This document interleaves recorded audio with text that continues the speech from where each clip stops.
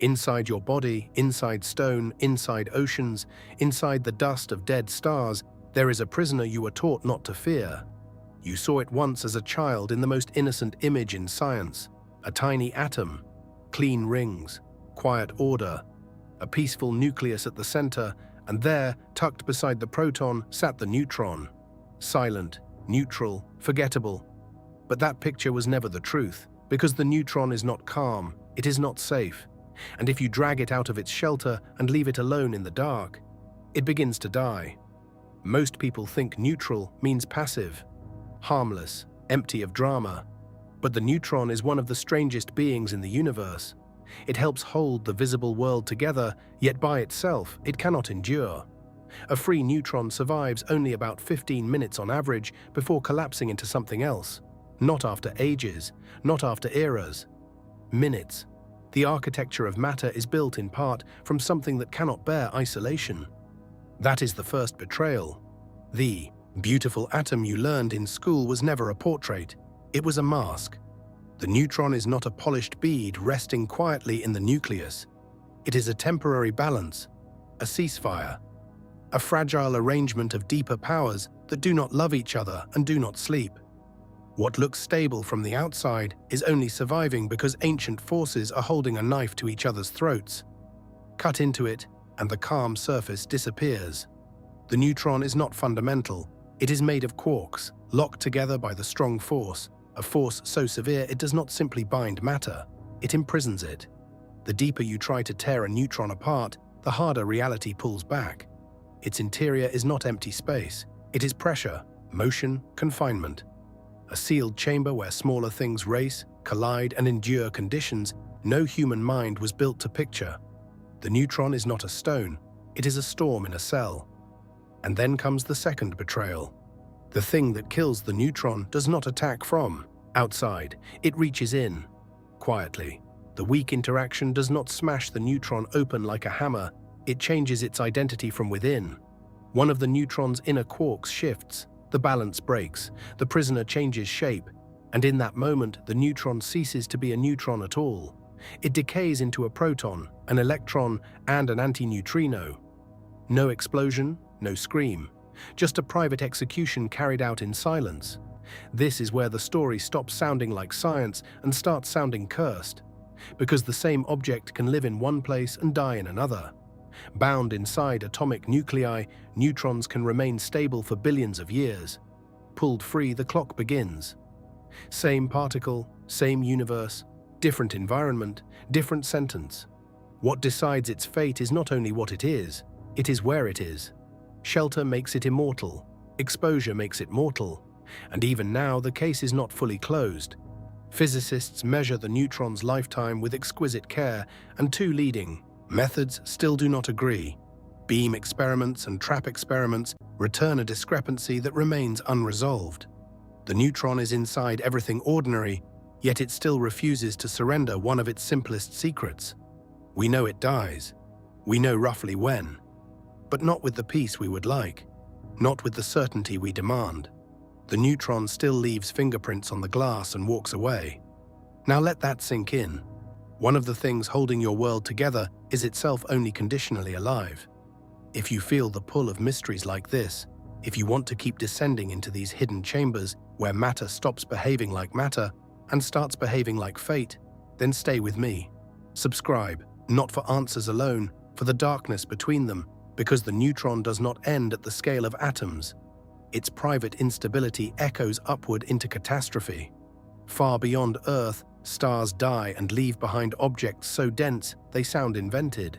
Neutron stars, corpses of massive suns, crushed into spheres no wider than a city.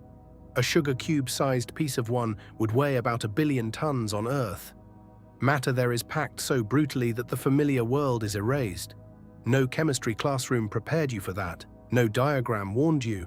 Some of these dead stars spin with grotesque precision, faster than machine blades, flashing like cosmic lighthouses.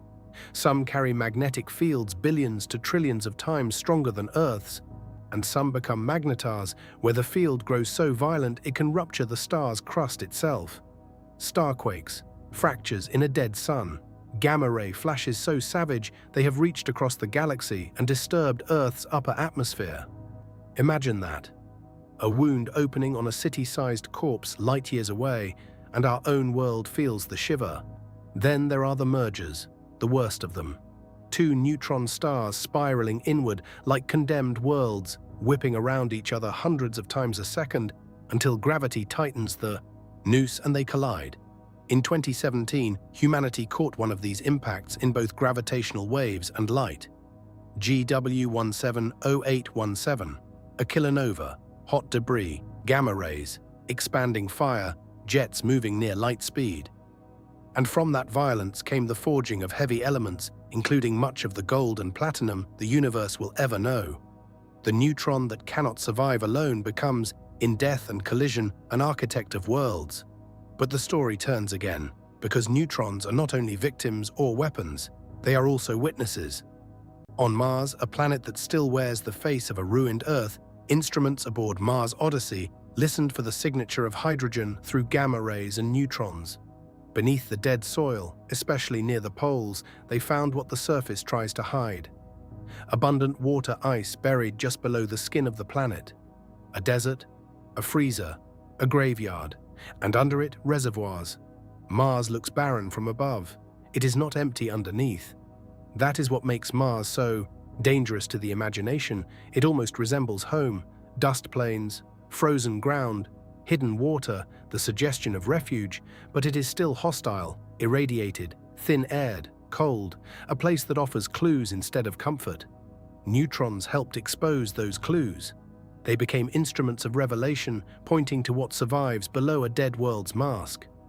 Mercury offers an even crueler paradox. A furnace world near the sun, blistered and blasted, and yet in craters that sunlight never reaches, there is water ice. Messenger helped verify that Mercury's polar deposits are dominantly water ice, using instruments that included neutron measurements. Think about the obscenity of that. Fire above, ice below, hell on the rim, preservation in the dark. And this is where hope enters the story like a ghost.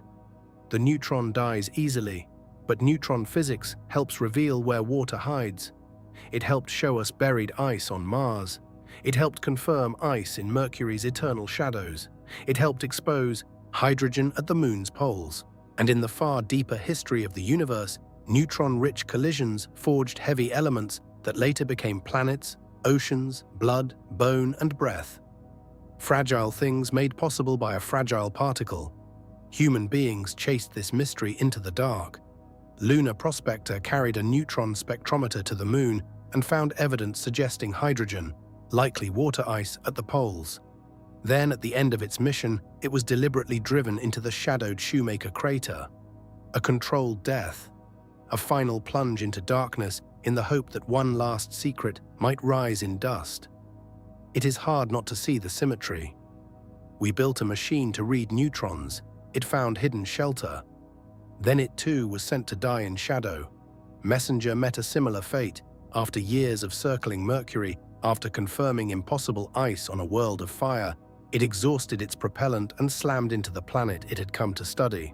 Odyssey endured longer, patient and watchful, reading hidden water from Mars. 3 missions, 3 different endings, all circling the same truth. Neutrons do not just belong to particle physics. They haunt planets, they expose buried worlds, they drag secrets into the light. And long before planets, before craters, before spacecraft, the neutron was already deciding the future. In the first minutes after the Big Bang, free neutrons were racing against their own decay. Had too many died too quickly, the chemistry of the cosmos would have changed. Fewer heavy pathways, different stars, different worlds. Maybe no Earth, maybe no us. The neutron's weakness helped shape the universe not despite its instability, but through it. Its failure was part of the design of everything that followed. So what is a neutron really? Not a neutral pebble, not a passive building block, not a boring resident of the nucleus. It is a conditional survivor, a captive storm, a thing that endures only when held in the right company by the right forces, under the right terms. Remove the shelter and it falls apart. Leave it in the proper home, and it can outlast civilizations, planets, even suns. That may be the darkest lesson hidden inside matter. Stability is often not a property, it is an arrangement. Permanence is not owned, it is borrowed. The neutron knows this better than anything. Alone, it is doomed. Bound, it becomes part of mountains, oceans, bone, and stars. The universe did not build reality from invincible pieces. It built it from things that survive only because something else is holding them together. And maybe that is why this story feels less like physics and more like a warning. What looks solid may only be protected. What looks eternal may only be sheltered. What looks self-sufficient may already be living on borrowed time. So if you want to keep following these quiet terrors hidden inside the universe, these beautiful structures that endure only by grace, pressure, and belonging, subscribe and come back. Because the next mystery may already be inside you, waiting for the light to go out.